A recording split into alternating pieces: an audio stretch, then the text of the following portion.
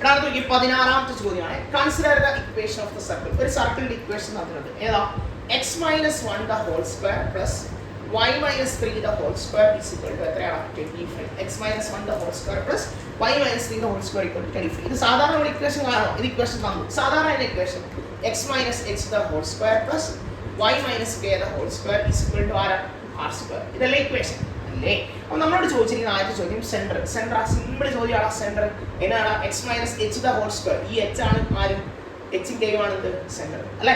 അപ്പോൾ ആരെ h ന്റെ നേരെയുള്ള നമ്പർ ആരാ? h ന്റെ നേരെയുള്ള നമ്പർ 1 അല്ലേ? മൈനസിന് ശേഷം 1, ഇവിടെ മൈനസിന് ശേഷം h, ഇവിടെ -k, അപ്പോൾ -3. അപ്പോൾ എന്നായിരിക്കും?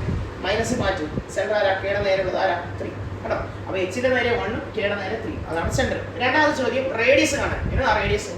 ഇതിന്റെ സ്ക്വയർ അല്ലേ 25. റേഡിയസ് എന്ന് പറഞ്ഞാൽ r സ്ക്വയർ 25 ആണ്. അങ്ങനെയാണെങ്കിൽ 6 ആരടാ? സ്ക്വയർ അപ്പുറത്ത് √25. എത്രയാ? 5. അപ്പോൾ റേഡിയസ് എത്ര കിട്ടി? 5. റേഡിയസ് എത്രയാണ്? 5. സിമ്പിൾ ചോദ്യം കേട്ടോ. റേഡിയസ് എത്ര കിട്ടി? 5 കേട്ടോ.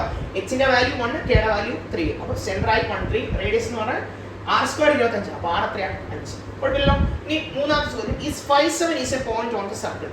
57 ഇതിലെ പോയിന്റ് ആണെന്ന് ചെക്ക് ചെയ്യാനായിട്ടാണ് ചോദിച്ചിരിക്കുന്നത്. അപ്പോൾ വേണമെങ്കിൽ നമുക്ക് ഇട്ട് കൊടുക്കാം, അല്ലെങ്കിൽ സെന്റർ ആയിട്ടുള്ള ഡിസ്റ്റൻസ് എടുക്കാം. 5 കിട്ടുന്നുണ്ടോ എന്നൊക്കെ നോക്കാം. പല രീതിയിൽ ചെയ്യാം. 57. അപ്പോൾ ആരുടെ കാര്യം ചോദിച്ചിരിക്കുന്നത്? 57.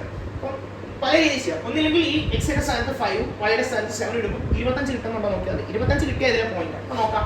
എക്സ് ഇട്ട് കൊടുത്തേ. എക്സിന്റെ സ്ഥാനത്ത് ഇവിടെ ഞാൻ എക്സിന്റെ സ്ഥാനത്ത് 5 ഇടാൻ പോകും. അപ്പോൾ 5 - 1 the whole square plus വൈയുടെ സ്ഥാനത്ത് ആരാ? 7 - 3 the whole square. ചെയ്യുമ്പോൾ എനിക്ക് എത്ര കിട്ടണം? 25. കിട്ടുമോ ഇല്ല നോക്കാം. കിട്ടിയാൽ അതിലെ പോയിന്റ് ആയിരിക്കും, കിട്ടിയില്ലെങ്കിൽ അതിലെ പോയിന്റ് അല്ല. 5 ൽ 1 പോയാൽ 4ന്റെ സ്ക്വയർ, 7 ൽ 3 പോയാൽ 4ന്റെ സ്ക്വയർ. 4 സ്ക്വയർ ആരാ? 16. 4 സ്ക്വയർ ആരാ? 16 ആരാ? 32. പക്ഷെ ഇവര് പറഞ്ഞ എത്ര? 25 ആണോ കിട്ടിയത്? അല്ല. 5 ൽ 1 പോയാൽ 4, 7 ൽ 3 പോയാൽ 4 അല്ലേ? 16 32. ഇത് രണ്ട് ഈക്വൽ ആണോ?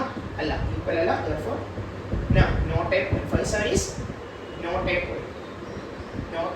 പോയിന്റ് അല്ല. കുഴപ്പമില്ലല്ലോ. യെസ്.